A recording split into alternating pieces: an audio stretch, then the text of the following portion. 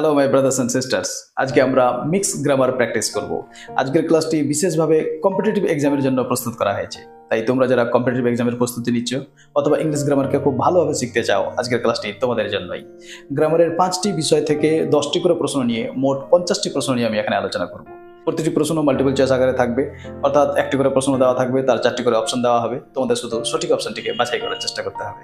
প্রথমে আমি তুলনামূলক সহজ প্রশ্ন দিয়ে শুরু করব, তারপরে ধীরে ধীরে আমরা অ্যাডভান্স লেভেলে এগিয়ে যাব এবং শেষের 10টি প্রশ্ন আমরা হাইয়েস্ট লেভেলের গ্রামার থেকে আলোচনা করব। আমি প্রতিটি প্রশ্নের উত্তর এবং তার যথাযথ ব্যাখ্যা দেওয়ার চেষ্টা করব, যাতে তোমাদের মধ্যে কনফিডেন্স আসে এবং তোমরা এফিসিয়েন্টলি যে কোনো পরীক্ষার সম্মুখীন হতে পারো। রাইট, তাহলে আর কথা না বাড়িয়ে চলো মূল আলোচনাটি শুরু করি। কিন্তু তার আগে তোমাদের কাছে একটি ছোট্ট আবেদন, তোমরা যারা আমার ক্লাস প্রথম দেখছো, চ্যানেলটি সাবস্ক্রাইব করে না থাকলে সাবস্ক্রাইব করে নিও, পাশে থাকা বেল আইকনও দেবে দিও, তাহলে যখনই আমি কোনো ভিডিও পোস্ট করবো সঙ্গে সঙ্গে তার নোটিফিকেশন তোমাদের কাছে চলে যাবে। আর যদি ফেসবুকে দেখে থাকো তাহলে ফেসবুক পেজটিও ফলো করে নিও। Right, let's get started. Section A, article, অর্থাৎ প্রথম 10টি প্রশ্ন আমরা আর্টিকেল থেকে দেখব। আমরা প্রথমে তুলনামূলকভাবে সহজ প্রশ্ন দিয়ে শুরু করব, তারপরে ধীরে ধীরে অ্যাডভান্স লেভেলে এগিয়ে যাব। রাইট, তাহলে লক্ষ্য করো question number 1, he is dash honest man. Options A, N, D এবং নো আর্টিকেল। অর্থাৎ যদি আর্টিকেল ব্যবহার করার প্রয়োজন না হয় তাহলে আমরা অপশন ডি চুজ করব, নো আর্টিকেল। রাইট, তাহলে ভিডিওটিকে পজ করো আর ভাবো। ভাবা হয়ে গেছে? চলো বোঝার চেষ্টা করি। আর্টিকেল সবসময় তার পরবর্তী শব্দকে দেখে ব্যবহার করতে হয়। তাহলে এখানে শূন্যস্থানের পরে লক্ষ্য করো অনেস্ট আছে।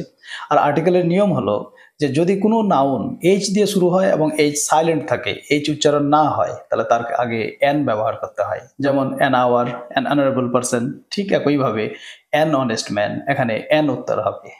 Right, next question, Mount Everest is dash highest peak in the world. Option একই। আবার ভিডিওটিকে পজ করো আর ভেবে নাও।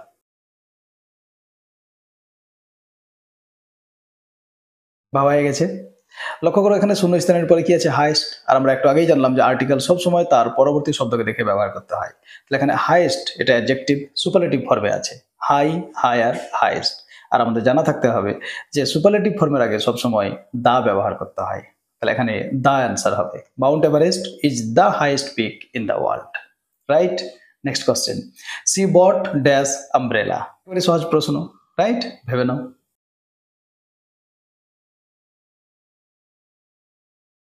ভাবা হয়ে গেছে? লক্ষ্য করো এখানে শূন্যস্থানের পরে আমব্রেলা আছে। আমব্রেলা ইউ দিয়ে শুরু হয়েছে, ভাবেল। আর্টিকেলের জেনারেল রুলস হচ্ছে ভাবেলের আগে এন ব্যবহার করতে হয়। তাহলে এখানে এন হবে। তাহলে she bought an umbrella. Right, exception আছে, আমরা প্রশ্ন অনুসারে ধীরে ধীরে সবকিছু আলোচনা করব, শুধু কোশ্চেন দেখতে থাকো। চলো next question, he reads dash Times of India daily. এখানে টাইমস অফ ইন্ডিয়া একটা পত্রিকার নাম। চলো ভেবে নাও কোনটা উত্তর হবে।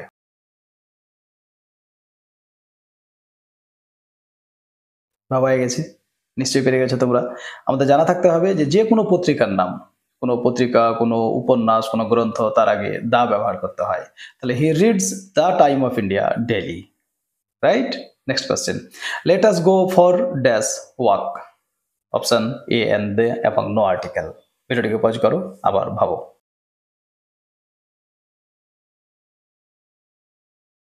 ভাবা হয়ে গেছে? আচ্ছা, এখানে ওয়াক, ওয়াক মানে হাঁটা আমরা জানি। আচ্ছা, এটার উচ্চারণটা নিয়ে অনেকের মধ্যে কনফিউশন হয়, অনেকে ভুলবশত ওয়াল্ক উচ্চারণ করে দেয়। আমাদের জানা থাকতে হবে সাধারণত কে এম এফ এর আগে এল থাকলে এল উচ্চারণ হয় না। যেমন C A L F calf, C A L M calm. Right, আর C H A L K chalk. তাহলে এখানে এটা ওয়াক উচ্চারণ হবে। আচ্ছা, ওয়াক মানে হাঁটা, এটা একটা ভার্ব, কিন্তু এখানে ওয়াক ভার্ব হিসাবে ব্যবহৃত হয়নি, নাউন হিসাবে ব্যবহৃত হয়েছে। আর আমাদের জানা থাকতে হবে কোনো ভার্ব যদি নাউন হিসাবে ব্যবহৃত হয় তাহলে তার আগে জেনারেলি এ ব্যবহার করতে হয়, এ এন। উত্তর হবে let us go for a walk, এখানে এ ব্যবহার করতে হবে। Clear? Next question, he is dash M A in English. Option একই, এ এন দা এবং নো আর্টিকেল। ভিডিওটিকে পজ করো আর ভাবো।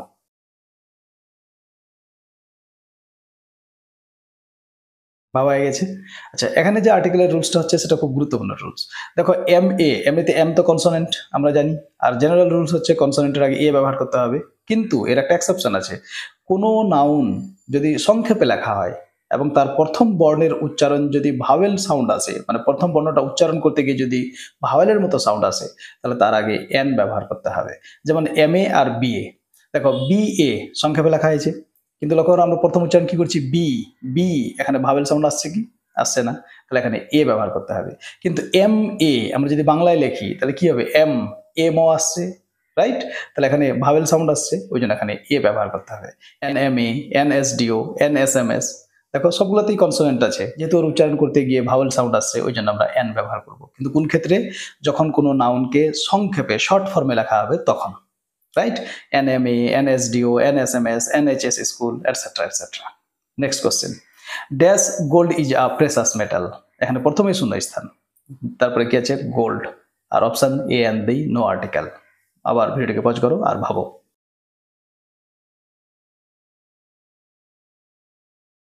ভাবা হয়ে গেছে? লক্ষ্য করো এখানে শূন্য স্থানের পরে কি আছে, গোল্ড। গোল্ড মানে সোনা, এটা একটি ম্যাটেরিয়াল নাউন, পদার্থবাচক নাম। আর আমাদের জানা থাকতে হবে ম্যাটেরিয়াল নাউনের আগে কোনো আর্টিকেল ব্যবহৃত হয় না, তবে যদি নির্দিষ্ট করে বোঝানো হয় তাহলে শুধু দা বসতে পারে। বোঝা গেল না? যেমন লক্ষ্য করো, water is essential for all living being. এখানে ওয়াটার ইজ ইসেন্সিয়াল, শুধু ওয়াটার, ওয়াটারের আগে দা ব্যবহার করলে ভুল হয়ে যাবে। কেন কি, এখানে ওয়াটারকে জেনারেল সেন্সে বলা হয়েছে, নির্দিষ্ট করে বলা হয়নি।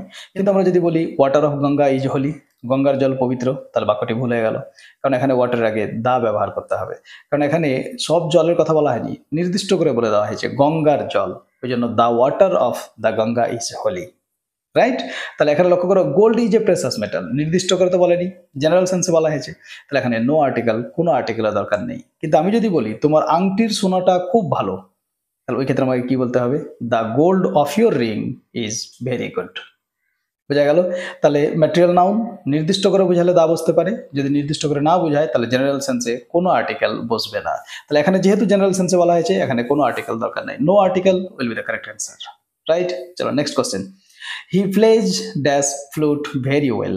অপশন একই, ভিডিওটিকে পজ করো আর ভাবো।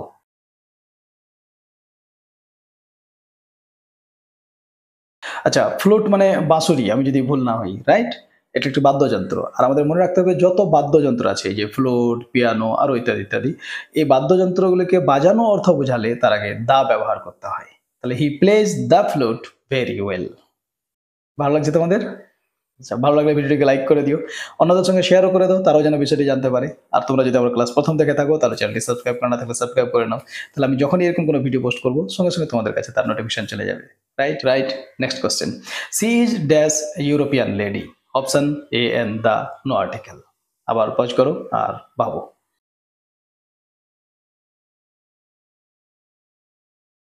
চলো ভাবা হয়ে গেছে।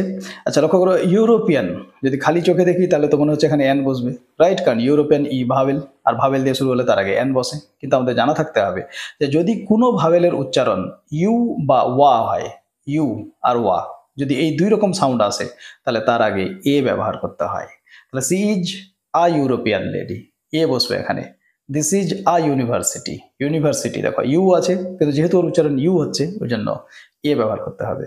He is a one eyed man, a one eyed, N one eyed নয়। তাহলে মনে থাকবে কি বললাম, যদি কোনো ভাবেলের উচ্চারণ ইউ বা ওয়া হয় তাহলে তার আগে এ ব্যবহার করতে হবে, রাইট? চলো next question, the sun rises in dash east.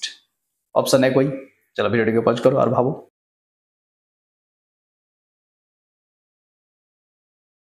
ভাবা হয়ে গেছে। আচ্ছা এখানে শূন্য স্থানের পরে কি আছে, ইস্ট। ইস্ট একটা দিকের নাম, আর আমাদের জানা থাকতে হবে দিকের নামের আগে দা ব্যবহার করতে হয়। তাহলে the sun rises in the east, সূর্য পূর্ব দিকে উদিত হয়।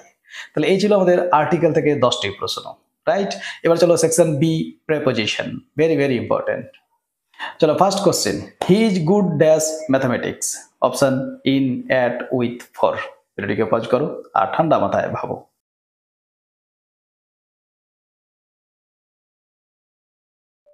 ভাবা হয়েছে। আমাদের মনে রাখতে হবে গুড শব্দটির পরে ইন এবং অ্যাট দুটো প্রিপোজিশনই ব্যবহৃত হয়। কেউ কোনো কাজে ভালো এই অর্থ বোঝাতে গুড অ্যাট বসে, যেমন she is good at dancing, সে ভালো নাচতে পারে। অন্যদিকে কেউ কোনো বিষয়ে ভালো এই অর্থ বোঝাতে গুড ইন বসে, যেমন she is good in science. তাহলে এবারে আমাদের প্রশ্নটি লক্ষ্য করো, কি আছে, ম্যাথমেটিক্স একটি বিষয়ের নাম, তাই এখানে ইন হবে, গুড ইন। এগুলি আমাদের মুখস্থ করে করে পড়ে পড়ে আয়ত্তে নিয়ে আসতে হবে, রাইট? প্রেপোজিশনকে আয়ত্তে আনার জন্য 4টি ভাগ আছে। একটা হচ্ছে একাডেমিক প্রেপোজিশন, যেমন ইন কথায় বসে, অ্যাট কথায় বসে, অফ কথায় বসে। নাম্বার 2, ওয়ার্ডস উইদাউট প্রেপোজিশন, বেশ কিছু শব্দ আছে যাদের সঙ্গে কোনো প্রেপোজিশন ব্যবহৃত হয় না। Number 3, words with different preposition, বেশ কিছু শব্দ আছে যারা ভিন্ন ভিন্ন অর্থে ভিন্ন ভিন্ন প্রেপোজিশন গ্রহণ করে। আর টাইপ 4 হচ্ছে ফিক্সড প্রিপোজিশন। কিছু শব্দ আছে যারা একটি নির্দিষ্ট প্রিপোজিশন গ্রহণ করে। এই 4টি ভাগকে আমাদেরকে 4 ভাবে পড়ে আয়ত্তে নিয়ে আসতে হবে। আর যে কোনো কম্পিটিটিভ এক্সামে এর ওয়েটেজ অনেক থাকে, কারণ তোমরা জানোই আর্টিকেল প্রিপোজিশন জেনারেলি থাকেই সাধারণত। আচ্ছা, তো নেক্সট কোশ্চেন চলে এবার তাহলে। She is married dash a doctor, option with 2/4। আবার ভিডিওটিকে পজ করো আর ভাবো।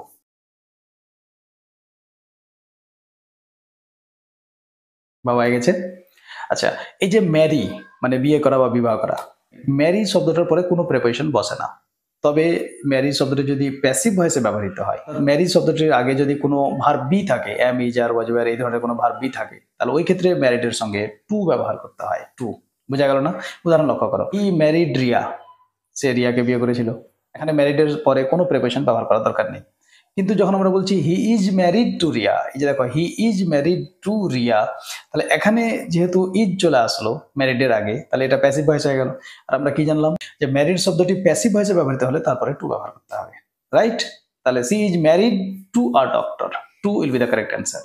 Next, I prefer tea dash coffee, option over, to, than, on. ভিডিওটিকে পজ করো আর ভাবো।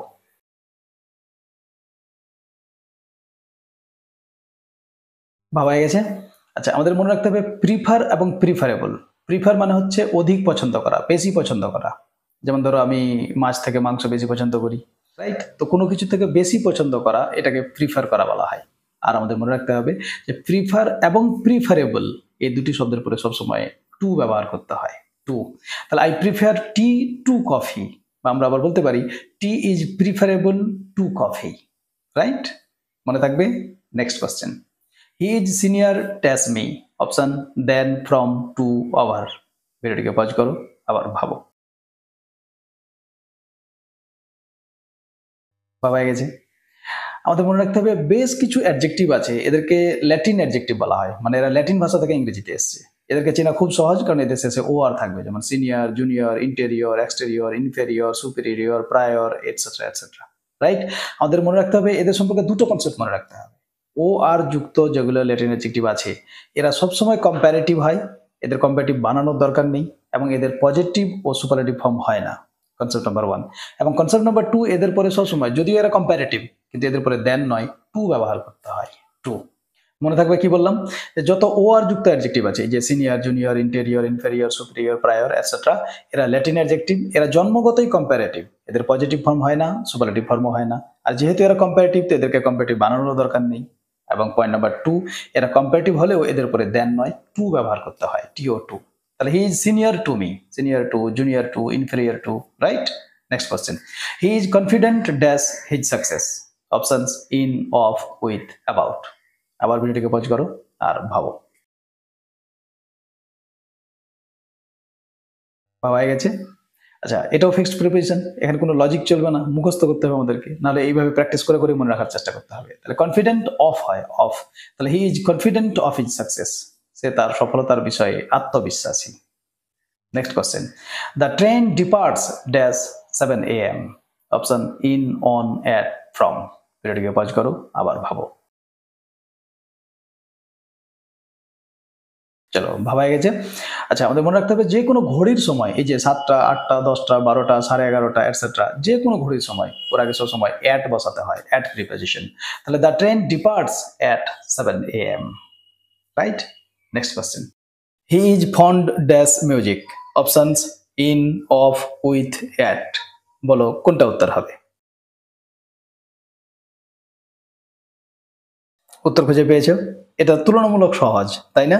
কারণ এই ফন্ট শব্দটি আমরা সচরাচর ব্যবহার করে থাকি, এটাও অ্যাপ্রোপ্রিয়েট প্রিপোজিশন। এখানে কোনো লজিক চলবে না, এটা আমাদেরকে প্র্যাকটিস করে করে এবং মুখস্থ করে আয়ত্তে নিয়ে আসতে হবে, রাইট? তাহলে ফন্ড অফ হয়, ফন্ড অফ। তাহলে he is fond of music. ওই যে প্রিপোজিশনের প্রথমেই তোমাদের বলেছি যে প্রিপোজিশন আমাদেরকে 4 ভাবে আয়ত্তে নিয়ে আসতে হয়। প্রথম একাডেমিক প্রিপোজিশন, যেখানে আমাদের ইন কথায় বসে, অ্যাট কথায় বসে, অফ কথায় বসে, সেটা জানতে হবে। 2 নম্বর ওয়ার্ডস উইথ উইদাউট প্রিপোজিশন, অর্থাৎ এমন শব্দ যাদের পরে কোনো প্রিপোজিশন বসে না, কোন কোন সেই শব্দ সেগুলোকে আমাদেরকে বুঝতে হবে। আর 3 নম্বর ওয়ার্ডস উইথ ডিফারেন্ট প্রিপোজিশন, অর্থাৎ বেশ কিছু শব্দ আছে যারা ভিন্ন ভিন্ন অর্থ বোঝাতে ভিন্ন ভিন্ন প্রিপোজিশন গ্রহণ করে। আর 4 নম্বর ওয়ার্ডস উইথ ফিক্সড প্রিপোজিশন, অর্থাৎ বেশ কিছু শব্দ আছে যাদের পরে একটি নির্দিষ্ট প্রিপোজিশন ব্যবহার করতে হয়। এটি আমাদেরকে মুখস্থ করতে হবে এবং অনুশীলন করে করেই আয়ত্তে নিয়ে আসতে হবে। ঠিক যেমন এই যে ফন্ড অফ, রাইট? তাহলে he is fond of music. চলো next question. She was absent dash illness. Option by, from, in, because of. আবার ভিডিওটিকে পজ করো আর ভাবো। চলো ভাবা হয়ে গেছে। আচ্ছা, এটা তুলনামূলক সহজ কোশ্চেন ছিল, তাই না? কারণ আমরা সবাই জানি অ্যাবসেন্ট ফ্রম হয়, রাইট? কিন্তু চোখ কান খোলা রাখতে হবে। দেখো, অ্যাবসেন্ট ফ্রম হয় এটা ঠিক, কিন্তু কখন? যখন কোনো কিছু থেকে অনুপস্থিত, ধরো ক্লাস থেকে অনুপস্থিত, মিটিং থেকে অনুপস্থিত, স্কুল থেকে অনুপস্থিত, তো কোনো জায়গা থেকে অনুপস্থিত বুঝালে অ্যাবসেন্ট ফ্রম হয়। কিন্তু এখানে লক্ষ্য করো, শূন্যস্থানের পরে কি আছে? ইলনেস। কোনো জায়গার কথা বলা নেই, কারণ বলা আছে। কি জন্য অনুপস্থিত ছিল? ইলনেসের জন্য, অসুস্থতার জন্য। তাহলে এখানে ফ্রম হবে না। তাহলে এবার অপশন লক্ষ্য করো। বাই, এটাও তো এখানে মিলছে না। ইন, এটাও মিলছে না। তাহলে বিকজ অফ, বিকজ অফ মানে হচ্ছে কারণ। একটা জিনিস আবার পাজল হয়ে যাবে না তোমরা, বিকজ হচ্ছে কনজাংশন, কিন্তু বিকজ অফ হচ্ছে প্রেপোজিশন, রাইট? এটা আবার ভুলো না যেন। বিকজ অফ মানে কারণ। তাহলে she was absent because of illness, সে অসুস্থতার জন্য অনুপস্থিত ছিল। বোঝা যাচ্ছে 100%। চল next question. They are tired dash working all day. সারাদিনের কাজের ফলে তারা ক্লান্ত। Option of, with, from, at. ভালো লাগছে? আমি একদম নিজের মতো করে বোঝানোর চেষ্টা করছি। হ্যাঁ, জাস্ট এনজয় ইট। হ্যাঁ, আরামসে দেখতে থাকো, এনজয় করো। আর যত এইভাবে দেখবে আর শুনবে, ধীরে ধীরে মনে থেকে যাবে তোমাদের, and you will get confidence. Confidence থাকাটা খুব জরুরি, রাইট? আচ্ছা চলো, তো ভিডিওটিকে পজ করো আর ভাবো কি হবে। ভাবা হয়ে গেছে? এটাও ফিক্সড প্রিপোজিশন, এটাও এখানে কোনো লজিক চলবে না, আমাদেরকে মুখস্থ করতে হবে। তাহলে টায়ার্ড অফ হয়, টায়ার্ড অফ, রাইট? আমি পার্টিকুলার প্রিপোজিশনে যখন কোনো ভিডিও পোস্ট করবো, তখন তোমাদের সামনে আরো এই বিষয়গুলি পরিষ্কার হয়ে তুলে ধরবো। এখানে তোমরা মিক্স গ্রামার প্র্যাকটিস করছি, রাইট? তাহলে শুধু প্রশ্ন দেখো আর কোনটা কেন হলো সেটা বোঝার চেষ্টা করো। তাহলে টায়ার্ড অফ মনে থাকবে, মুখস্থ করে নিও। Next question. You must be true dash your commitment. Options in, at, on, to. ভিডিওটিকে পজ করো আর ভাবো। ভাবা হয়ে গেছে? আচ্ছা, আমাদের মনে রাখতে হবে এটাও ফিক্সড প্রিপারেশন। ট্রুর পরে সবসময় টু ব্যবহার করতে হয়। To, you must be true to your commitment. কাউকে কথা দিলে সেই কথাটা অবশ্যই রাখবে, খুব জরুরি। হ্যাঁ, আমাদের দৈনন্দিন জীবনযাপনের জন্য। তাহলে ট্রু টু। তাহলে এই ছিল 10টি প্রশ্ন প্রিপোজিশন থেকে। এবার সেকশন সি। সেকশন সি আমরা আলোচনা করব সাবজেক্ট ভার্ব এগ্রিমেন্ট থেকে। ওই যে বলেছিলাম তোমাদের, ধীরে ধীরে আগে বাড়বো আমরা, রাইট? ধীরে ধীরে আগে বাড়ছি। সাবজেক্ট ভার্ব এগ্রিমেন্ট খুবই ইম্পর্টেন্ট এবং এক্সামিনারদের খুব পছন্দের একটা বিষয়, কারণ এখানে ছাত্রছাত্রীদের খুব সহজেই ঠকানো যায়। চলো লক্ষ্য করো। Neither of the boys dash done his work. Have, has, are, were. ভিডিওটিকে পজ করো আর ভাবো কোনটা উত্তর হবে। ভাবা হয়ে গেছে? চলো বোঝার চেষ্টা করি। সাবজেক্ট ভার্ব এগ্রিমেন্ট মানে হচ্ছে, আচ্ছা এখানে আমি তোমাদেরকে একটা ছোট্ট করে বিষয়টা বুঝিয়ে দিই। সাবজেক্ট এবং ভার্ব এরা দুজন খুব ঘনিষ্ঠ বন্ধু। বোঝা গেল? খুবই ঘনিষ্ঠ, এতটাই ঘনিষ্ঠ বন্ধু এরা, সাবজেক্ট ভার্ব, যে এরা দুজনে মিলে একটা চুক্তি করেছে। অ্যাকচুয়ালি ইনফ্যাক্ট দুটো চুক্তি করেছে এরা। প্রথম চুক্তি, সাবজেক্ট ভার্বকে বলেছে তুমি থাকলে আমি থাকবো, আমি থাকলে তুমি থাকবে। অর্থাৎ সাবজেক্ট ভার্ব এরা বাক্যে কখনো একা ব্যবহৃত হয় না, নেভার। একজন থাকলে আর একটা অটোমেটিক চলে আসবে, সাবজেক্ট থাকলে ভার্ব চলে আসবে, ভার্ব থাকলে সাবজেক্ট চলে আসবে। সুতরাং তোমরা যদি কোনো এমন বাক্য দেখো যে বাক্যে ভার্ব আছে, এখানে ভার্ব বলতে কিন্তু ফাইনাইট ভার্বকে বোঝানো হয়েছে। ভার্বের আবার অনেকগুলো টাইপ আছে। মেন ভার্ব হিসাবে আমরা যে ভার্বগুলোকে ব্যবহার করি, যদি কোনো ফাইনাইট ভার্ব থাকে তাহলে ওখানে 100% সাবজেক্ট থাকবে। যদি সাবজেক্ট না থাকে তাহলে the sentence must be wrong. এটা অবশ্যই ভেবে নিও। হ্যাঁ, এবার এটা হতে পারে যে ইম্পারেটিভ সেন্টেন্স মানে আদেশমূলক বাক্যে অনেক সময় সাবজেক্ট উজ্জ থাকে, উজ্জ। যেমন ডু ইট, এটা করো, এখানে ডু ভার্ব কিন্তু কোনো সাবজেক্ট নেই, কিন্তু এখানে ইউ সাবজেক্টটা উজ্জ আছে। কিন্তু সাবজেক্ট উজ্জ থাকুক বা প্রকাশে থাকুক, there must be a subject if there is a finite verb. মনে থাকবে? তাহলে সাবজেক্ট থাকলে ভার্ব থাকবে, ভার্ব থাকলে সাবজেক্ট থাকবে। চুক্তি নম্বর 2, 2 নম্বর কি চুক্তি হয়েছে এদের মধ্যে? 2 নম্বর চুক্তি হয়েছে যে সাবজেক্ট যদি সিঙ্গুলার হয় তাহলে ভার্ব সিঙ্গুলার হবে, সাবজেক্ট যদি প্লুরাল হয় আর ভার্ব প্লুরাল হবে। আর এই জায়গাটাতেই আমাদের স্ট্রং হতে হবে যে আমরা কি করে বুঝবো সাবজেক্ট কোনটা আর সাবজেক্টটা সিঙ্গুলার নাকি প্লুরাল। লক্ষ্য করো কোশ্চেন এবার। নেদার অফ দ্য বয়েজ, এখানে বয়েজ আছে, দেখে তো মনে হচ্ছে আর হবে, খুব সহজ প্রশ্ন, কিন্তু এখানে আর হবে না। কেন হবে না? কারণ এখানে নেদার হচ্ছে সাবজেক্ট। এবার তোমাদেরকে আরেকটা জিনিস বুঝাই, এখানে নেদার সাবজেক্ট আমরা কি করে বুঝবো? লক্ষ্য করো, এখানে অফ আছে, অফ কি প্রেপোজিশন, রাইট। আর প্রেপোজিশনের নিয়ম হলো যে প্রেপোজিশনের পরে যে নাউন প্রোনাউন থাকবে ওটা 100% প্রেপোজিশনের অবজেক্ট হবে। দেখো ইংরেজিতে অবজেক্ট দুটো পার্টস অফ স্পিচের হয়, একটা হচ্ছে ভার্বের আর একটা হচ্ছে প্রেপোজিশনের। ভার্বের পরে যে নাউন প্রোনাউন থাকবে ওটা ভার্বের অবজেক্ট, আর প্রেপোজিশনের পরে যে শব্দই থাকুক, যে নাউন প্রোনাউনই থাকুক, সেটা প্রেপোজিশনের অবজেক্ট হয়। বোঝা গেল? তাহলে এখানে অফ প্রেপোজিশন, দ্য বয়েজ হচ্ছে প্রেপোজিশনের অবজেক্ট, তাহলে বেঁচে কে থাকলো? নাইদার। তাহলে এখানে সাবজেক্ট নাইদার। আর আমাদের জানা থাকতে হবে ইচ, এভরি, আইদার, নাইদার সবসময় সিঙ্গুলার, এদের পরে সবসময় সিঙ্গুলার ভার্ব ব্যবহার করতে হয়। তাহলে neither of the boys has done his work. লক্ষ্য করো, have plural verb, are plural verb, were plural verb, এখানে সিঙ্গুলার ভার্ব একটাই আছে হ্যাজ, তাহলে এখানে হ্যাজ হবে। বোঝা যাচ্ছে? যারা এখনো ভিডিওটা লাইক করেনি লাইক করে দাও, right?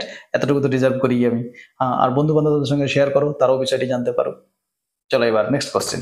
The quality of the mangoes dash good. Option are, is, were, have. আবার ভিডিওটিকে পজ করো আর ঠান্ডা মাথায় ভাবো। ভাবা হয়ে গেছে? আবার লক্ষ্য করো একই কনসেপ্ট, এখানে সাবজেক্ট কোনটা? দেখো ভার্ব কাকে বসাবো তার আগে আমাকে সাবজেক্টকে আইডেন্টিফাই করতে হবে, কারণ সাবজেক্টকে দেখেই তো ভার্ব ব্যবহার করবো, রাইট? তাহলে সাবজেক্ট কোনটা? লক্ষ্য করো the quality of the mangoes, লক্ষ্য করো অফ প্রেপোজিশন, আর প্রেপোজিশনের পরে যা থাকবে সেটা ওর অবজেক্ট হবে। তাহলে দ্য ম্যাঙ্গোজ এখানে অফ প্রেপোজিশনের অবজেক্ট, তাহলে বেঁচে গিয়ে থাকলো দ্য কোয়ালিটি। আর কোয়ালিটি কি? সিঙ্গুলার, তো সিঙ্গুলার তো ভার্ব সিঙ্গুলার বসবে। ইয়েস, তাহলে ইজ অ্যান্সার হবে এখানে the quality of the mangoes is good. বোঝা গেল? 100%। Next question. A number of people dash missing, is, are, has, was. আবার ভিডিওটিকে পজ করো আর ভাবো। ভাবা হয়ে গেছে? কদিন আগেই মনে হয় আমি এটা ইউটিউব কমিউনিটিতে এই কোশ্চেনটা পোস্ট করেছিলাম, রাইট? তোমাদের যদি এই ধরনের গ্রামার মানে হাই লেভেলের গ্রামার, অ্যাডভান্স গ্রামার শিখতে হয়, তাহলে আমাদের স্মার্ট ইংলিশ উইথ রাহুল এই চ্যানেলের যে কমিউনিটি এখন পোস্ট বলে আছে, তোমরা দেখবে ওই চ্যানেলে গেলেই তোমরা দেখতে পাবে ভিডিও, শর্টস, প্লে লিস্ট, এইভাবে একটা পোস্ট বলে একটা লেখা আছে। ওই পোস্টে হাত দিলেই তোমরা এই ধরনের প্রশ্ন দেখতে পাবে। আমি ইতিমধ্যেই মনে হয় 630টা প্রশ্ন পোস্ট করেছি ওখানে, রাইট? প্রতিদিন সকাল 6টায় আমি পোস্ট করার চেষ্টা করি, কোনো কারণে কোনোদিন মিস হয়ে যেতে পারে। তো you can go through this questions. ওই প্রশ্নগুলোতে অ্যাডভান্স লেভেলের প্রশ্ন করা হয়, তোমরা ওখানে গিয়ে ওই প্রশ্নগুলি দেখতে পারো। তাহলে লক্ষ্য করো এখানে এ নাম্বার অফ। আচ্ছা, এই নাম্বার নিয়ে আমাদের দুটো কনসেপ্ট মনে রাখতে হবে, একটা হয় দ্য নাম্বার অফ আর একটা হয় a number of. The number of মানে হচ্ছে সংখ্যা, ওটা সিঙ্গুলার, কিন্তু আ নাম্বার অফ এটা হচ্ছে প্লুরাল। আ নাম্বার অফ মানে হচ্ছে অনেক বা প্রচুর, মেনি, রাইট? মনে থাকবে কি বললাম? সিম্পল দুটো রুলস মনে রাখবে, the number of plus plural noun plus singular verb, কিন্তু a number of plus plural noun plus plural verb. মনে থাকবে দ্য নাম্বার অফ এর পরে singular verb, a number of এর পরে প্লুরাল ভার্ব। তাহলে এখানে a number of people, a number আছে, এ নাম্বার মানে কি বললাম? অনেক বা প্রচুর, ম্যানি। তাহলে ম্যানির পরে সবসময় কি হবে? প্লুরাল ভার্ব হবে। তাহলে লক্ষ্য করো is singular verb, are plural, has singular, was singular, সবই সিঙ্গুলার, শুধু আর প্লুরাল আছে। তাহলে এখানে আর অ্যান্সার হবে। A number of people are missing, right? Next, the committee dash divided in their opinion. Options is, was, were, has. ভিডিওটিকে pause করো আবার ভাবো। ভাবা হয়ে গেছে? চলো বোঝার চেষ্টা করি। লক্ষ্য করো দ্য কমিটি, তাহলে এখানে সাবজেক্ট এটাই, এখানে তো আর অন্য কোনো সমস্যা নেই, একটাই শব্দ আছে কমিটি, রাইট? আর আর্টিকেল কমিটিকে বোঝানোর জন্য ব্যবহৃত হয়েছে। আচ্ছা, এবার এই যে কমিটি, এটা হচ্ছে কালেকটিভ নাউন। কালেকটিভ নাউন 5 ধরনের হয়, যে কোনো নামকেই আমরা নাউন বলি। আর এই নাউন 5 ধরনের হয়, তার মধ্যে একই নামের দ্বারা যদি অনেকজনকে একসঙ্গে বোঝানো হয় ওদেরকে কালেকটিভ নাউন বলা হয়। এই সম্পর্কে যদি বেসিক ধারণা নিতে হয় তোমাদের, তাহলে আমার এই চ্যানেলে A to Z গ্রামার বলে একটা প্লে লিস্ট আছে। ওই প্লে লিস্টে আমি একদম বেসিক থেকে একদম ইংরেজির গোড়া থেকে আমি ওখানে বিষয়গুলিকে তোমাদের সামনে বিস্তারিতভাবে আলোচনা করেছি। তোমরা ওখানে গিয়ে ওই ভিডিওগুলি দেখতে পারো। তাহলে কালেকটিভ নাউন সম্পর্কে আমাদের দুটো রুলস মনে রাখতে হবে, দুটো কনসেপ্ট মনে রাখতে হবে। কনসেপ্ট নাম্বার 1, কালেকটিভ নাউন দ্বারা সকল সদস্যকে যদি একত্রে একসঙ্গে বোঝানো হয় তাহলে তাদেরকে সিঙ্গুলার ধরতে হয় এবং তাদের পরে সিঙ্গুলার ভার্ব ব্যবহার করতে হয়। যেমন the jury has given it's verdict, যে বিচারক মন্ডলী বা জুরি তাদের রায় প্রদান করেছেন।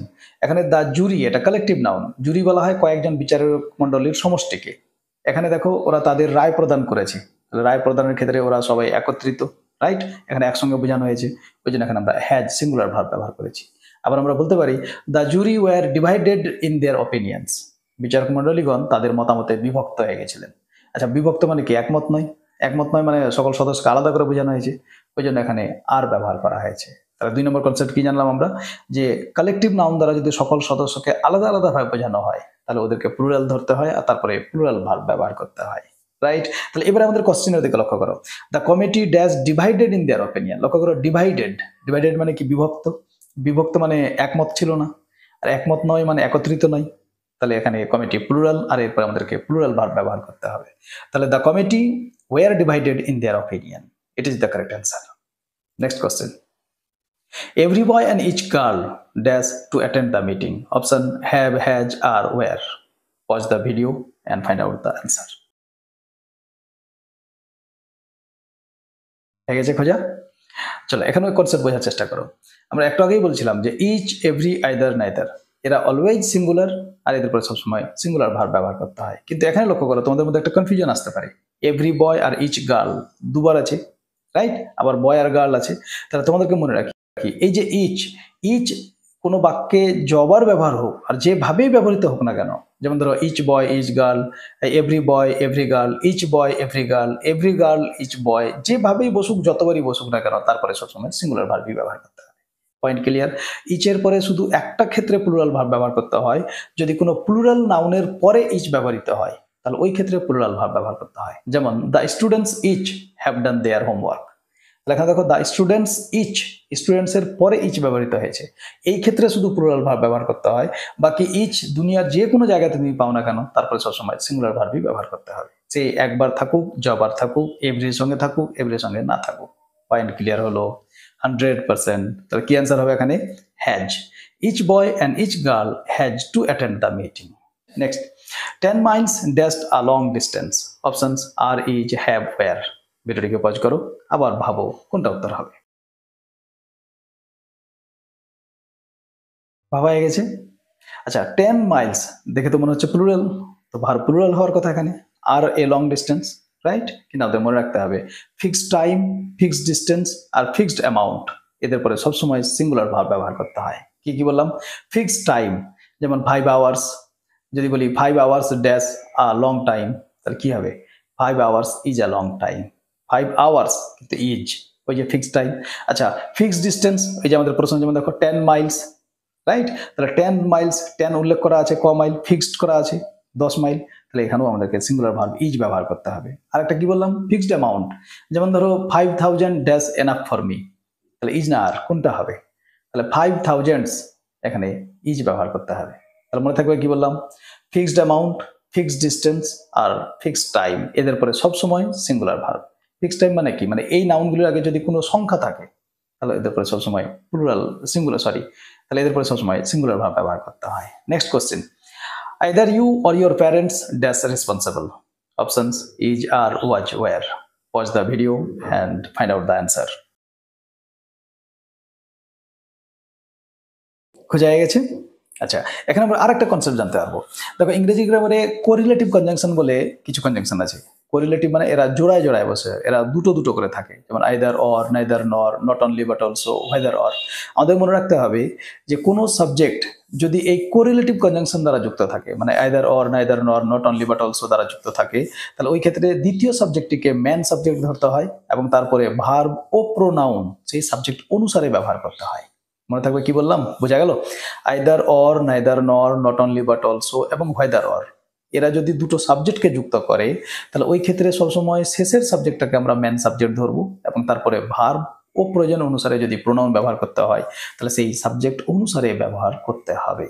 তাহলে এখানে কে আছে দেখো, লাস্টে আইদার ইউ আছে একটা, আর তারপরে ইউর প্যারেন্টস আছে, তাহলে ইউ আর ইউর প্যারেন্টস, কিন্তু শেষে কে আছে?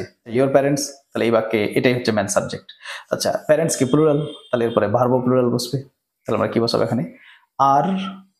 কিন্তু এখানে একটা জিনিস মিস্টেক আছে, দেখো ওয়্যারও আছে, রাইট? তাহলে এখানে আর আর ওয়্যার দুটোই হতে পারতো, আমরা আর ব্যবহার করব, কারণ কি আর এটাও প্লুরাল আর ওয়্যার এটাও প্লুরাল, শুধু পার্থক্য আর প্রেজেন্ট আর ওয়্যার পাস্ট। তাহলে এটা কোনো কারণে মিস্টেক হয়ে গেছে, তো এখানে আর আর ওয়্যার দুটোই উত্তর করা যাবে, right? Next question, not only the students but also the teacher dash absent. Were, was, are, have. আবার ভিডিওটিকে পজ করো আর ভাবো। ভাবা হয়ে গেছে? একটু আগেই বললাম সেম কনসেপ্ট, এর আগের কোশ্চেন আর এটার কোশ্চেন, রাইট? দেখো, not only the students but also the teacher, এখানে দ্য স্টুডেন্টস আছে আর দ্য টিচার আছে, কিন্তু আমরা জানলাম যে আইদার অর, নাইদার নর, not only but also, whether or, এরা যদি দুটো সাবজেক্টকে যুক্ত করে তাহলে শেষের সাবজেক্টটাকে মেন সাবজেক্ট ধরতে হয়। তাহলে এখানে মেন সাবজেক্ট হচ্ছে দ্য টিচার সিঙ্গুলার, তো ভার্ব সিঙ্গুলার লাগবে। তাহলে এখানে দেখো অপশনে ভার্ব সিঙ্গুলার কোনটা আছে, ওয়াজ, কারণ ওয়ার প্লুরাল, আর হ্যাভ এরও প্লুরাল, তাহলে ওয়াজ হবে এখানে অ্যান্সার। তাহলে not only the students but also the teacher was absent. ভালো লাগছে তোমাদের? নিশ্চয়ই ভালো লাগছে, নাহলে এতক্ষণ ধরে ভিডিও দেখছে কেন, তাই না? চলো আগে বাড়াও। One of my friends dash visiting me today. এটা কম্পারেটিভলি সহজ প্রশ্ন, তাই না? আমরা এটা করে করে অভ্যস্ত। এই প্রশ্নটা টিচাররা আমাদের সামনে যখন ব্যাখ্যা করে তখন অন্যভাবে ব্যাখ্যা করে। ওরা বলে যে ওয়ান অফ মানে হচ্ছে অনেকের মধ্যে একটি, ওই জন্য এখানে সিঙ্গুলার ভার্ব বসবে। কিন্তু অ্যাকচুয়ালি আমরা যদি এইভাবে ব্যাখ্যা করতাম যে ওয়ান অফ মাই ফ্রেন্ডস, এখানে অফ হচ্ছে প্রেপোজিশন আর মাই ফ্রেন্ডস হচ্ছে অফ প্রেপোজিশনের অবজেক্ট, এবার বেঁচে থাকলো ওয়ান, যেহেতু ওয়ান সিঙ্গুলার ওই জন্য এখানে সিঙ্গুলার ভার্ব বসবে। তাহলে আমাদের কাছে এটা বেশি ফলপ্রসূ হতো। তাহলে আমরা এই ধরনের যখনই কোনো সাবজেক্ট পেতাম যেখানে অফ যুক্ত থাকবে, যেমন আমরা আগে পেলাম either of the boys, neither of the boys, A number of পিপুল, ওই ক্ষেত্রে আমাদের সাবজেক্ট আইডেন্টিফাই করতে সুবিধা হতো, রাইট? তাহলে এখানে ওয়ান সাবজেক্ট, তো ভার্ব সিঙ্গুলার হবে। তাহলে one of my friends is visiting me today, right? চলো next. The jury dash unanimous in its decision. Options is, are, were, have. ভিডিওটাকে পজ করো আর ভাবো। ভাবা হয়ে গেছে? চলো বোঝার চেষ্টা করি। দ্য জুরি, আমরা একটু আগেই বলছিলাম জুরি মানে হচ্ছে কয়েকজন বিচারকের সমষ্টি, রাইট? এটা কালেকটিভ নাউন, কারণ একই নামের দ্বারা যদি অনেকজনকে একসঙ্গে বোঝানো হয় তাদেরকে কালেকটিভ নাউন বলা হয়। এবার কালেকটিভ নাউন সম্পর্কে আমরা দুটো কনসেপ্ট ইতিমধ্যেই জানলাম। যদি কালেকটিভ নাউন দ্বারা সকল সদস্যকে একত্রে একসঙ্গে বোঝানো হয় তাহলে ওরা সিঙ্গুলার, আর যদি কালেকটিভ নাউন দ্বারা সকল সদস্যকে আলাদা আলাদাভাবে বোঝানো হয় তাহলে ওরা প্লুরাল। তাহলে এখানে দেখো শূন্যস্থানের পর একটা শব্দ আছে ইউনানিমাস, মানে সর্বসম্মত, রাইট? মানে সবাই একমত প্রকাশ করেছিল। তাহলে যেহেতু সবাই একমত মানে একত্রিতভাবে বোঝানো হয়েছে, তাহলে এখানে জুরি সিঙ্গুলার, আর এরপরে সিঙ্গুলার ভার্ব ব্যবহার করতে হবে। So the jury is unanimous in its decision, is answer হবে, রাইট? তাহলে এই ছিল সাবজেক্ট ভার্ব এগ্রিমেন্ট, খুব সুইট কনসেপ্ট একটা। এবারে চলে এসো section D, tense. It is also very very important, right? আচ্ছা চলো এবার টেন্সের প্রথম question. He said that he dash finished his work. Option has, have, had, was. ভিডিওটিকে পজ করো আর ঠান্ডা মাথায় ভাবো। ভাবা হয়ে গেছে? চলো বোঝার চেষ্টা করি। হি সেড দ্যাট, লক্ষ্য করো হি সেড পাস্ট টেন্সে আছে, তাহলে আমরা একটা ক্লু পেয়ে গেলাম যে ঘটনাটা পাস্টের। তাহলে সে বলেছিল যে, কি বলেছিল? যে সে তার কাজ শেষ করে দিয়েছে। অতীতের দুটি কাজের মধ্যে যে কাজটা বেশি আগে হবে সেটা পাস্ট পারফেক্ট হয়, আর যে কাজটা পরে হবে সেটা পাস্ট ইনডিফিনিট হয়। বোঝা গেল না? চলো একটা উদাহরণ দেখো। আমি আসার আগেই সে চলে গিয়েছিল। লক্ষ্য করো, আমি এসেছিলাম, এটা অতীতের একটা কাজ, সে চলে গেছিল, এটাও অতীতের একটা কাজ। এখানে অতীতের দুটো কাজের কথা বলা হয়েছে, কিন্তু এই দুটো কাজের মধ্যে আগে কোনটা হয়েছিল? সে চলে গিয়েছিল, আমি তারপরে এসেছি, রাইট? তাহলে সে চলে গিয়েছিল, এটা যেহেতু আগে হয়েছে ওই জন্য এটা পাস্ট পারফেক্ট। আর আমি এসেছিলাম, এটাও অতীতেই হয়েছিল, কিন্তু যেহেতু এটা তুলনামূলকভাবে পরে হয়েছে ওই জন্য এটা পাস্ট ইনডিফিনিট। বোঝা গেল? তাহলে এর ইংলিশ কি হবে? হি হ্যাড গান বিফোর আই ক্যাম। আচ্ছা এবার আমরা যদি আবার এটা বলতাম যে আমি আসার পরে সে চলে গিয়েছিল, তাহলে এবারে লক্ষ্য করো এখানেও দুটো কাজ আছে, একটা আমি এসেছিলাম আর একটা সে চলে গেছিল, কিন্তু এবার কোনটা আগে হয়েছে? আমি আগে এসেছি, সে তারপরে গেছে, রাইট? তাহলে এখানে আমি এসেছি এটা পাস্ট পারফেক্ট, আর সে তারপরে গিয়েছিল ওই জন্য এটা পাস্ট ইনডিফিনিট। তাহলে এর ইংলিশ কি হবে? যে he went after I had come. বোঝা গেল? এটাকে শর্টকাটে আবার এভাবেও তোমরা মনে রাখতে পারো, পাস্টের পাস্ট পাস্ট পারফেক্ট হয়, অতীতের অতীত সবসময় পাস্ট পারফেক্ট হয়। I hope you got the point. তাহলে এবারে প্রশ্নটা লক্ষ্য করো। He said that he dash finished his work. সে বলেছিল যে সে তার কাজ করে নিয়েছিল। তাহলে এখানে সে বলেছিল এটা পাস্ট ইনডিফিনিট, আর সে যখন বলেছিল ততক্ষণে তার কাজটা করা হয়ে গেছিল, মানে তার আগেই সে কাজটা করে নিয়েছে, ওই জন্য পরেরটা পাস্ট পারফেক্ট হবে। তাহলে এখানে অ্যান্সার হবে had. He said that he had finished his work. I hope you got the point. যদি বিষয়টি না বুঝতে পারো তাহলে ভিডিওটা একটু ব্যাক করে আরেকবার শুনে নাও, আশা করি ক্লিয়ার হয়ে যাবে। আর next question, by this time tomorrow we dash the project. Options will complete, will have completed, complete, have completed. ভিডিওটিকে পজ করো আর ভাবো। চলো ভাবা হয়ে গেছে, চলো বোঝার চেষ্টা করি কি বলছে দেখো। বাই দিস টাইম টুমোরো, আগামীকাল এই সময়ে বা আগামীকাল এতক্ষণে। তাহলে আগামীকাল টুমোরো মানে ফিউচার, আর আমাদের জানা থাকতে হবে যে ভবিষ্যতে একটি নির্দিষ্ট সময়ের মধ্যে কোনো কাজ হয়ে যাবে এমনটা বোঝালে সেটা ফিউচার পারফেক্ট হয়। আর ফিউচার পারফেক্টের গঠন কি?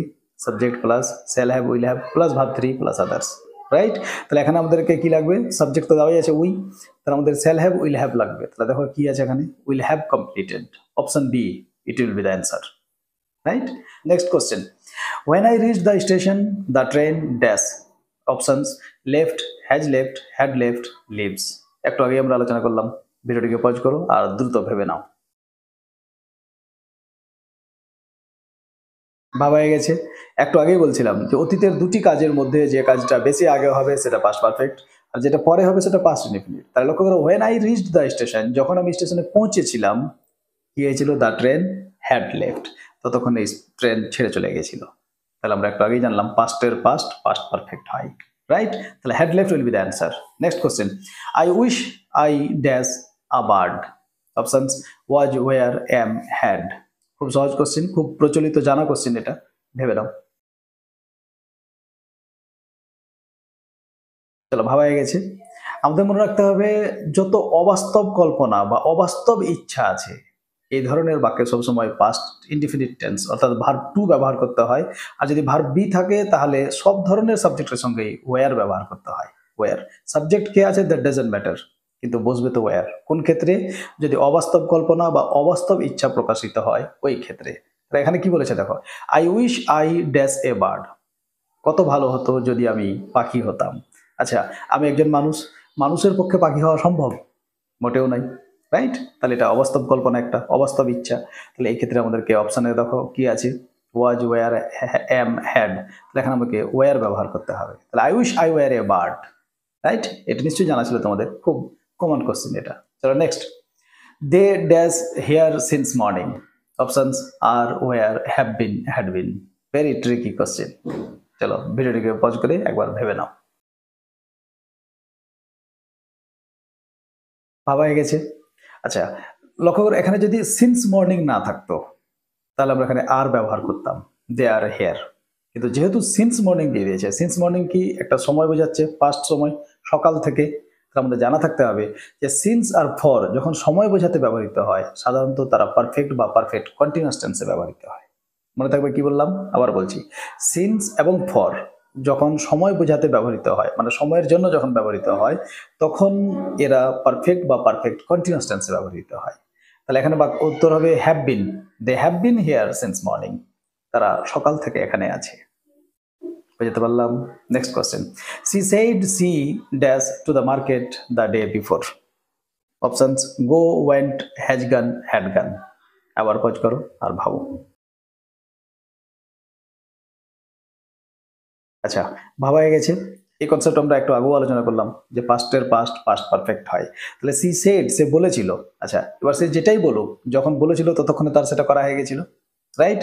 তাহলে বলেছিল এটা পাস্ট ইনডিফিনিট, তাহলে এরপরে যেটা অংশ হবে সেটা পাস্ট পারফেক্ট হবে। তাহলে she said that she had gone to the market the day before, had gone, right?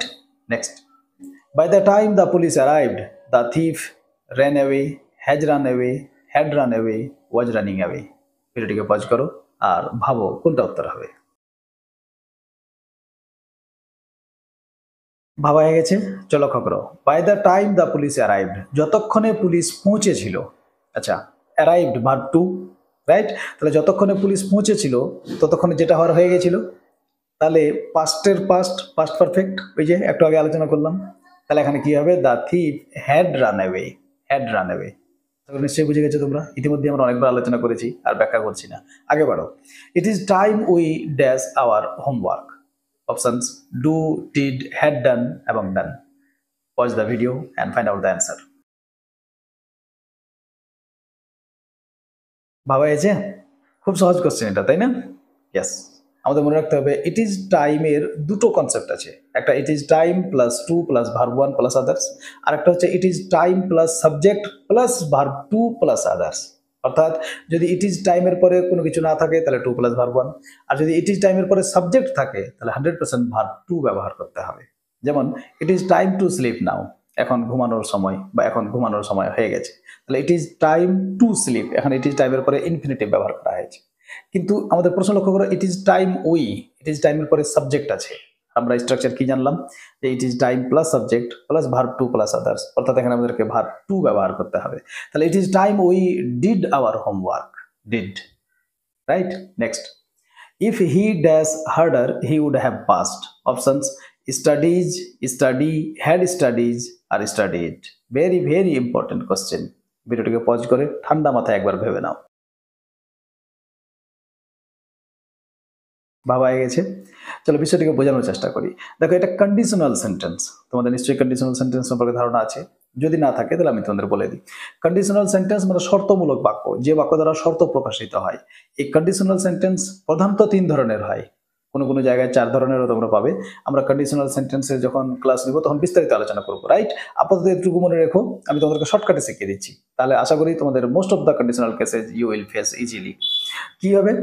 যদি ইফ ক্লজ, ভালো করে শোনো, যদি ইফ ক্লজ প্রেজেন্ট ইনডিফিনিট টেন্সে থাকে তাহলে মেন ক্লজ ফিউচার টেন্সে থাকবে। নাম্বার 2, যদি ইফ ক্লজ পাস্ট ইনডিফিনিট টেন্সে থাকে তাহলে main clause would, could, should plus verb 1 হবে। যদি ইফ ক্লজ পাস্ট পারফেক্ট টেন্সে থাকে তাহলে main clause would have, should have, could have plus verb 3 থাকবে। এই যে 3টে স্ট্রাকচার তোমরা দেখতে পাচ্ছ, এই 3টে স্ট্রাকচার যদি তোমরা মনে রাখো তাহলে মোস্ট অফ দ্য কেসে যে কোনো কন্ডিশনাল সেন্টেন্সের উত্তর তোমরা খুব সহজেই করে নিতে পারবে। এই 3টি সূত্র মনে রাখবে। 1 number, if clause present indefinite তো main clause future. 2 number, if clause past indefinite তো main clause should, would, could plus verb 1।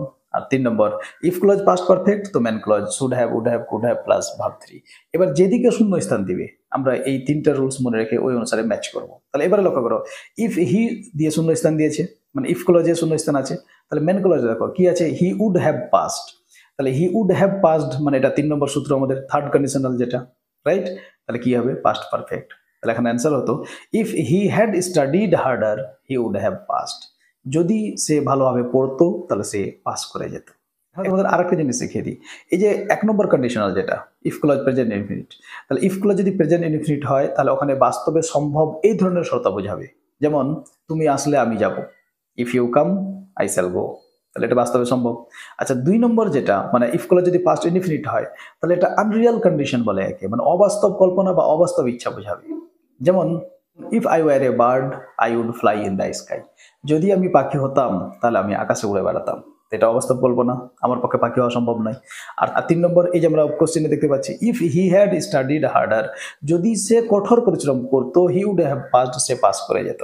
অর্থাৎ থার্ড কন্ডিশনাল হচ্ছে যেটা হলে হতে পারতো কিন্তু হয়নি, অর্থাৎ অতীতে হওয়া সম্ভব ছিল কিন্তু হয়নি। যেতে পারলাম। বাকি আমরা কন্ডিশনাল সেন্টেন্সের ক্লাসে আরো বিস্তারিত আলোচনা করবো, রাইট। চলো এবার next question. I dash him for 10 years. Options: no, knew, have none, had none. ভিডিওটিকে পজ করো আর ভাবো, আমরা কিন্তু ইতিমধ্যেই এই কনসেপ্ট আলোচনা করেছি। ভাবা হয়েছে? আচ্ছা, এখন ওই একই কেস, যদি ফর 10 ইয়ার্স এই সময়ের কথা না থাকতো তাহলে এখানে আমরা আই নো ব্যবহার করতে পারতাম, আই নো হিম, আমি তাকে চিনি। কিন্তু যেহেতু সময়ের কথা বলে দিয়েছে আর আমরা ইতিমধ্যে কি জানলাম যে সিন্স আর ফর যদি সময় বোঝাতে বসে তাহলে সাধারণত সেটা পারফেক্ট অথবা পারফেক্ট কন্টিনিউয়াস টেন্স হয়। তাহলে এখানে আমাকে হ্যাভ নান ব্যবহার করতে হবে। I have naan him for 10 years, আমি তাকে 10 বছর ধরে চিনি। বোঝাতে পারলাম? 100%। তাহলে ভিডিওটিকে লাইক করে দাও, চ্যানেলটিকে সাবস্ক্রাইব করে নাও, আর বন্ধু বান্ধবদের সঙ্গে ভিডিওটিকে শেয়ার করো, তারাও বিষয়টি জানতে পারো, রাইট। চলো এবার নেক্সট, এবারে সেকশন ই অ্যাডভান্স গ্রামার। এবার আমরা হাইয়েস্ট লেভেলের গ্রামার আলোচনা করব, আশা করি তোমাদের ভালো লাগবে। চলো লক্ষ্য করো অ্যাডভান্স গ্রামারের question number 1। She can't sing nor, options: she dances, she can't dance, she can dance, can she dance. Watch the video and find out the answer. ভাবা হয়ে গেছে? চলো বোঝার চেষ্টা করি। সি কান্ট সিং, সে গাইতে পারে না, সে নাচতেও পারে না। এবার এখানে সঠিক উত্তর কোনটা হবে? তোমাদের একটা জিনিস বলে রাখি, যদি কোনো বাক্য বা কোনো ক্লজ নেগেটিভ ওয়ার্ড বা নেগেটিভ অর্থ প্রকাশ করে এই ধরনের শব্দ দিয়ে শুরু হয় তাহলে ওই বাক্যে অবশ্যই ইনভার্সন করতে হয়। ইনভার্সন মানে হচ্ছে বিপরীত বা উল্টো। অর্থাৎ ইংরেজি বাক্যের সাধারণ গঠন কি? সাবজেক্ট ভার্ব অবজেক্ট, কিন্তু ইনভার্সনের ক্ষেত্রে এর উল্টোটা করতে হয়। অর্থাৎ ইনভার্সনের ক্ষেত্রে সাবজেক্টের আগে হেল্পিং ভার্ব ব্যবহার করতে হয়। অর্থাৎ ইনভার্সনের গঠন হচ্ছে প্রথমে হেল্পিং ভার্ব, তারপরে সাবজেক্ট, তারপরে ম্যান ভার্ব, তারপরে আদার্স। বুঝতে পারলাম? আবার বলছি, যদি কোনো বাক্য বা কোনো ক্লজ নেগেটিভ ওয়ার্ড কি কি? No, not, nor, never, no sooner, hardly, rarely, scarcely, seldom, barely, তারপরে little, at no time, under no circumstances, এই যে শব্দগুলি এগুলি হচ্ছে নেগেটিভ ওয়ার্ড অথবা নেগেটিভ অর্থ প্রকাশ করে এই ধরনের ওয়ার্ড। এই শব্দগুলি যদি কোনো বাক্যের বা কোনো ক্লজের শুরুতেই থাকে তাহলে এই ক্ষেত্রে আমাদেরকে ইনভার্সন করতে হবে, অর্থাৎ এই শব্দগুলির পরে প্রথমে হেল্পিং ভার্ব, তারপরে সাবজেক্ট, তারপরে ম্যান ভার্ব ব্যবহার করতে হবে। তাহলে এবারে প্রশ্ন দেওয়া বাক্যটি লক্ষ্য করো, সি কান্ট সিং, সে গাইতে পারে না। নর, অর্থাৎ এখানে দ্বিতীয় যে ক্লজটি শুরু হচ্ছে সেটা নর দিয়ে শুরু হচ্ছে। নর কি নেগেটিভ ওয়ার্ড, রাইট? আর আমরা কি জানলাম, কোনো ক্লজ যদি নেগেটিভ ওয়ার্ড দিয়ে শুরু হয় তাহলে ইনভার্সন করতে হয়, আর ইনভার্সন মানে কি, সাবজেক্টের আগে হেল্পিং ভার্ব। তাহলে এবারে অপশনে লক্ষ্য করো, সাবজেক্টের আগে হেল্পিং ভার্ব কোথায় আছে? Option D, can she dance. So it will be the answer. C can't sing নর ক্যান সি ডান্স, সে গাইতে পারে না, নাচতেও পারে না। Very interesting, right? চলো next. Rahul has two sons, dash of them is brilliant. Options both, everyone, each, any. খুব সহজ প্রশ্ন, তাই না? মোটেও নাই। চলো একবার ভেবে নাও। ভাবা হয়ে গেছে? আচ্ছা, কি উত্তর হয়েছে? Both, right? কারণ টু সন্স বলেছে, দুজন সন্তান, তো বোথ দুজনের জন্য বসে। মাই ডিয়ার ফ্রেন্ডস, এটাও মনে রাখতে হবে যে বোথ উভয় বা দুজন, যেহেতু বোথ মানে দুজন, ওই জন্য বোথ শব্দটির উপরে সবসময় প্লুরাল ভার্ব ব্যবহার করতে হয়। কিন্তু লক্ষ্য করো আমাদের প্রশ্নে ইজ দেওয়া আছে, ইজ কি সিঙ্গুলার, তাহলে বোথের সঙ্গে ইজ চলবে না, রাইট? তাহলে বোথ বাদ। এবারে সো এভরিওয়ান। আচ্ছা, এভরিওয়ান মানে কি? প্রত্যেকেই। তাহলে এটা তো হতেই পারে, কিন্তু এটাও হবে না। একদিন আগেই আমি একটা ডিস্ট্রিবিউটিভ প্রোনাউনের ভিডিও পোস্ট করেছি। অমিতাভ নামে আমার একজন খুব ভালো ফলোয়ার্স আছে যে নিয়মিত ফলো করে, এবং আমার সব থেকে ভালো লাগে যে ওর ইংরেজি শিক্ষার প্রতি একটা ব্যাপক আগ্রহ আছে, যেটা আজকাল স্টুডেন্টসের মধ্যে দেখা যায় না। তো যাই হোক, বিশেষ করে ওর অনুরোধেই আমি এই ভিডিওটি বানিয়েছিলাম, ডিস্ট্রিবিউটিভ প্রোনাউন। তোমাদের যদি এই ইচ, এভরি, আইদার, নাইদার এইগুলি সম্পর্কে কনসেপ্ট না জানা থাকে তাহলে ওই ভিডিওটি একবার দেখে নিও। তবু আমি তোমাদের বলে দিই, এভরি তিন বা তার অধিক সংখ্যক ব্যক্তি বা বস্তুকে বোঝাতে ব্যবহৃত হয়। কি বললাম? তিন বা তার বেশি সংখ্যক ব্যক্তি বা বস্তুকে বোঝাতে এভরি বসে। তাহলে এখানে কি বলেছে? রাহুল হ্যাজ টু সন্স, দুজন সন্তান, তাহলে এখানে এভরি হবে না, রাইট? এবারে ইচ, ইচ মানে প্রত্যেক। ইচ দুই বা তার বেশি সংখ্যক ব্যক্তি বা বস্তুর সকলকে বোঝাতে ব্যবহৃত হয়, মানে প্রত্যেককে বোঝাতে ব্যবহৃত হয়। তাহলে এখানে দুজন আছে, এখানে ইচ অ্যান্সার হবে, ইচ অফ দেম। আচ্ছা, অ্যানি আছে, তো অ্যানি সম্পর্কেও তোমাদের বলি, অ্যানিও তিন বা তার অধিক সংখ্যক ব্যক্তি বা বস্তুকে বোঝাতে ব্যবহৃত হয়। বোঝা গেল? তাহলে এখানে ইচ অ্যান্সার হবে। তাহলে Rahul has two sons, each of them is brilliant. খুব সুইট কনসেপ্ট, তাই না? তাহলে যারা এখনো ভিডিওটি লাইক করেনি লাইক করো, আর লাইক করতে থাকো আর শেয়ার করতে থাকো, কারণ ভিডিওতে যত লাইক আর শেয়ার আছে ইউটিউব এই ভিডিওটাকে তত আরো বেশি করে ছড়াতে থাকে। তো এতটুকু তো আমি ডিজার্ভ করি তোমাদের কাছে, রাইট? তো লাইক, শেয়ার, সাবস্ক্রাইব অবশ্যই করতে থাকো। চলো নেক্সট। রিয়া ইজ ড্যাশ দেন প্রিয়া। আচ্ছা, options kinder and generous, more kinder and generous, more generous and kinder, kinder and more generous. ভিডিওটিকে পজ করো আর ঠান্ডা মাথায় ভাবো, নো তাড়াহুড়া, ওকে? ভাবা হয়েছে? Very very interesting question. আচ্ছা, লক্ষ্য করো, দেন আছে, অর্থাৎ বাক্যটি কম্পারেটিভ ডিগ্রিতে আছে, এটুকু তো বুঝাই যাচ্ছে। এর মানে আমাদের এখানে কম্পারেটিভ ফর্ম লাগবে। লক্ষ্য করো, প্রতিটি অপশনে দুটো করে অ্যাডজেক্টিভ আছে, একটা কাইন্ড আর একটা জেনারাস। এবার আমাকে কাইন্ড আর জেনারাস এর কম্পারেটিভ ফর্ম ব্যবহার করতে হবে। তাহলে অপশন এ লক্ষ্য করো, কাইন্ডার অ্যান্ড জেনারাস। কাইন্ডার এটা তো কম্পারেটিভ ফর্মে আছে, কিন্তু জেনারাস এটা পজিটিভ ফর্মে আছে। আর আমাদের আরেকটা রুলস হচ্ছে যে এন্ড দ্বারা যখন দুটো শব্দ যুক্ত থাকবে ওই দুটো শব্দ সেম ক্যাটাগরির হতে হবে, অর্থাৎ এন্ডের আগে পজিটিভ তো এন্ডের পরেও পজিটিভ, এন্ডের আগে যদি কম্পারেটিভ ডিগ্রি থাকে তাহলে এন্ডের পরেও কম্পারেটিভ ডিগ্রি হতে হবে। কিন্তু এখানে আগে কাইন্ডার কম্পারেটিভ আর জেনারাস পজিটিভ, তাহলে এটা এমনিতেই ভুল হবে না। Next, more kinder and generous. এবার লক্ষ্য করো, মোর কাইন্ডার অ্যান্ড জেনারাস। আচ্ছা, কাইন্ডার এর পজিটিভ ফর্ম কি? Kind, kind, kinder, kindest, right? আমরা কি জানি যে যদি কোনো অ্যাডজেক্টিভ এক সিলেবলের হয়, অর্থাৎ একবারই উচ্চারণ করা যায়, তাহলে তাদের শেষে ই আর যুক্ত করে কম্পারেটিভ আর ইএসটি যুক্ত করলে সুপারলেটিভ হয়ে যায়। আর যাদেরকে একবারে উচ্চারণ করা যায় না তাদের আগে মোর বসিয়ে কম্পারেটিভ করতে হয় এবং মোস্ট বসিয়ে সুপারলেটিভ করতে হয়। তাহলে মোর কাইন্ডার এমনিতেই ভুল, কারণ kind, kinder, kinder already comparative, তাহলে তার আগে আর মোর লাগানোর কোনো দরকার ছিল না, তাহলে এই অপশনটাও হবে না। নেক্সট, অপশন সি লক্ষ্য করো, মোর জেনারাস অ্যান্ড কাইন্ডার। আচ্ছা, এখানে মোর আছে এবং তারপরে জেনারাস আর কাইন্ডার এন্ড দ্বারা যুক্ত আছে। এর মানে এই মোর শব্দটি জেনারাস এবং কাইন্ডার দুটোর জন্যই প্রযোজ্য, রাইট? এটাই হচ্ছে নিয়ম। তাহলে জেনারাস তো ঠিক আছে, একের বেশি সিলেবল, ওই জন্য মোর বসে কম্পারেটিভ করেছি, কিন্তু কাইন্ডার তো অলরেডি কম্পারেটিভ, তাহলে এখানে মোর কাইন্ডার মানে কাইন্ডারের আগেও মোর প্রযোজ্য হয়ে যাচ্ছে। আর আমরা ইতিমধ্যেই জানলাম যে মোর কাইন্ডার হবে না। বোঝা গেল? আমি তোমাদের শর্টকাট বুদ্ধি শিখিয়ে দিব। কিন্তু তার আগে আমি ব্যাখ্যা করে বুঝাচ্ছি তোমাদের যে কেন হবে না। এবারে লক্ষ্য করো option D, kinder and more generous. Yes, it will be the answer. এটা হবে কাইন্ডার অ্যান্ড জেনারাস। এখন তোমাদের এতক্ষণে নিশ্চয়ই কারো করে মনে আসছে যে সি কেন হলো না, রাইট? আমি বলছি, দেখো আমাদের সিম্পল একটা রুলস মনে রাখতে হবে, যদি অ্যান্ড দ্বারা একাধিক অ্যাডজেক্টিভ যুক্ত থাকে তাহলে আমাদের সবসময় এক সিলেবলের অ্যাডজেক্টিভকে প্রথমে ব্যবহার করতে হবে আর একাধিক সিলেবলের অ্যাডজেক্টিভকে পরে ব্যবহার করতে হবে। বা সিম্পল এই সূত্রটা মনে রাখবে। কি বললাম? যদি একই বাক্যে একাধিক সিলেবলের অ্যাডজেক্টিভ থাকে তাহলে এক সিলেবল বিশিষ্ট অ্যাডজেক্টিভকে প্রথমে লিখতে হয় আর একাধিক সিলেবল বিশিষ্ট অ্যাডজেক্টিভকে পরে লিখতে হয়। বাস এই সূত্রটা মনে রাখবে, তাহলে তোমাদের আর কখনো ভুল হবে না। বুঝতে পারলাম? তাহলে কাইন্ডার এটা এক সিলেবল ছিল ওই জন্য আগে, আর মোর জেনারাস এটা একাধিক সিলেবল, একের বেশি সিলেবল, ওই জন্য পরে বসেছে। So it will be the answer. Option D will be the answer. Riya is kinder and more generous than Priya. Next, of the two sisters Rina is dash wise, wiser, the wiser আর the wisest. ভিডিওটাকে pause করো আর ভেবে নাও। ভাবা হয়ে গেছে? চলো বিষয়টাকে বোঝার চেষ্টা করি। লক্ষ্য করো, অফ দ্য টু সিস্টার্স, দুই বোনের মধ্যে রিনা ইজ, রিনা বেশি জ্ঞানী বা বেশি বুদ্ধিমান।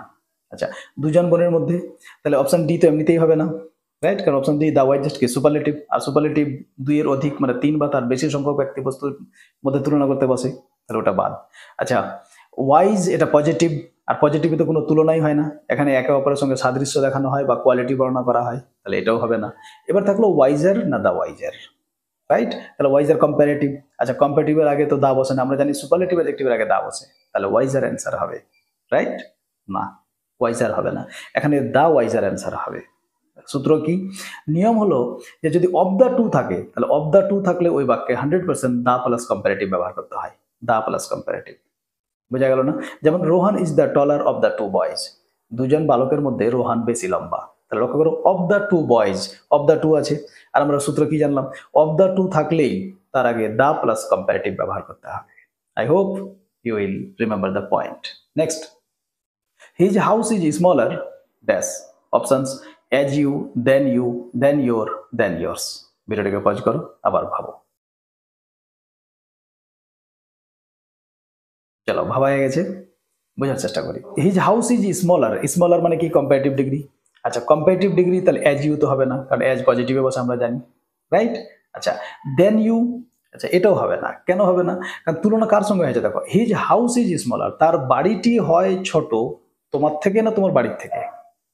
নিশ্চয়ই তোমার বাড়ির থেকে হবে, তাহলে দেন ইউ তোমার থেকে, এটা হবে না, তাহলে অপশন বি বাদ। এবার লক্ষ্য করো অপশন সি, দেন ইয়োর। আচ্ছা, দেন ইয়োর এটা হতে পারে, কিন্তু এখানে হবে না। কেন হবে না? লক্ষ্য করো, ইয়োর কি positive adjective, my, our, your, his, her, their, এদেরকে পজিটিভ অ্যাডজেক্টিভ বলে। আর পজিটিভ অ্যাডজেক্টিভের পরে কোনো না কোনো নাউন থাকতেই হবে 100%, রাইট? ওই জন্যই ওর নাম পজিটিভ অ্যাডজেক্টিভ, কারণ এদের পরে কোনো না কোনো নাউন থাকে, আর অ্যাডজেক্টিভ নাউনের বর্ণনা দেওয়ার জন্য বসে, রাইট? আচ্ছা, তাহলে এটাও বাদ, তাহলে হবে কি? দেন ইয়োর্স। ইয়োর্স এখানে পজিটিভ প্রোনাউন, আর আমাদের জানা থাকতে হবে যে পজিটিভ প্রোনাউনের মধ্যে পজিটিভ অ্যাডজেক্টিভ প্লাস নাউন ঢুকে থাকে। সিম্পল ফর্মুলা মনে রাখবে, পজিটিভ প্রোনাউন সমান সমান পজিটিভ অ্যাডজেক্টিভ প্লাস নাউন। তাহলে এই যে এখানে ইয়োর্স আছে, এর মানে এখানে ইয়োর প্লাস হাউস ঢুকে আছে, কারণ আমরা কার কথা বলছি? হাউসের। তাহলে এখানে দেন ইয়োর্স মানে দেন ইয়োর হাউস। এবার দেন ইয়োর হাউস বলেনি কেন? তোমাদের মধ্যে এটাও প্রশ্ন আসতে পারে। তাহলে দেখো, আমরা যদি বাক্যটা এইভাবে বলতাম, his house is smaller than your house, তাহলে হাউস হাউস রিপিট হয়ে যেত।